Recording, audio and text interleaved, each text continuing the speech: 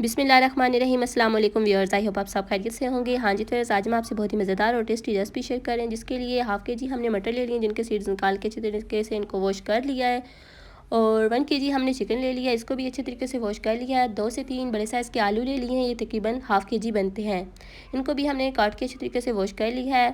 2 بڑے سائز کے پیاز لے لیے ہیں، اور 2 خوبصورت سے ریڈ کلر کے ٹماٹر لے لیے ہیں، 3 سے 4 ہری مرچیں لے لی ہیں، اور 2 ٹیبل سپون ادرک لہسن کا ہم نے پیسٹ لے لیا ہے۔ تمام چیزیں ہماری کٹ کر ریڈی ہو چکی ہیں، پکنے کے لیے تیار ہو چکی ہیں، تو چلتے ہیں مین ریسپی کی طرف۔ فرسٹ آف آل ایک خوبصورت سی کڑھائی لے لی، اس میں ہم نے حسب ضرورت گھی ایڈ کر لیا ہے، آپ اپنی ضرورت کے مطابق گھی ایڈ کر سکتے ہیں۔ ہاں جی، تو گھی جب ایسے طریقے سے گرم ہو چکا تھا تو ہم نے اس میں پیاز ایڈ کر لیا، پیاز کو ہم نے لائٹ براؤن کر لینا ہے۔ ساتھ میں مسالے دیکھ لیتے ہیں۔ 1 ٹیبل سپون لال مرچ پاؤڈر، 1.5 ٹیبل سپون موٹی کوٹی ہوئی لال مرچ، 1 ٹیبل سپون گرم مسالہ، 1 ٹیبل سپون ہلدی، 1 ٹیبل سپون نمک، اور 1 ٹیبل سپون ہی میتھی ہے۔ مسالے آپ اپنے ٹیسٹ کے مطابق کم یا زیادہ ایڈ کر سکتے ہیں۔ پیاز لائٹ براؤن ہو چکی ہیں، اب اس میں مسالے ایڈ کر لیں گے، اور تھوڑا سا پانی ایڈ کریں گے تاکہ جو مسالے ایڈ کیے ہیں وہ جلے نہ،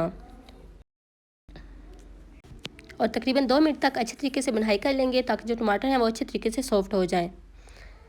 اب اس میں چکن ایڈ کر لیں گے، چکن ایڈ کرنے کے بعد اچھے طریقے سے مکس کر لیں گے، اور تقریباً 2 سے 3 منٹ تک اچھے طریقے سے اس کی بنائی کر لیں گے، اور ساتھ میں ہی ہم ادرک لہسن اس میں ایڈ کر لیں گے۔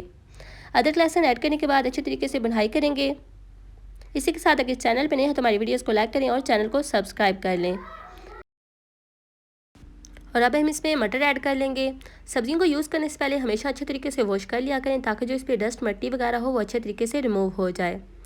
مٹر ایڈ کرنے کے بعد ہم اس میں آلو ایڈ کر لیں گے، اور اچھے طریقے سے تمام سبزیوں کو اور چکن کو مکس کر لیں گے۔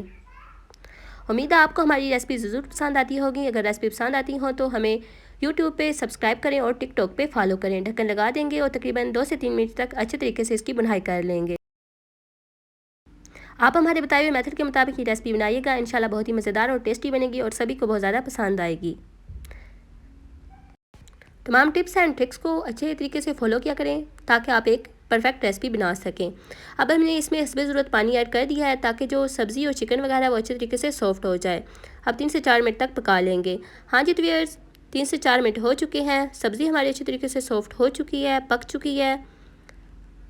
امید آپ کو یہ ریسپی ضرور پسند آئی ہوگی۔ آپ ہمارے بتائے ہوئے میتھڈ کے مطابق یہ ریسپی بنائیے گا، خود بھی کھائیے گا اور فیملی کو بھی کھلائیے گا۔ تو چلتے ہیں فائنل لک کی طرف۔ ماشاءاللہ الحمدللہ، دیکھیں جی اللہ کی شان، بہت ہی مزیدار، بہت ہی ٹیسٹی چکن اور آلو مٹر کی ریسپی بن کر ریڈی ہو چکی ہے۔ امید آپ کو یہ ریسپی ضرور پسند آئی ہوگی۔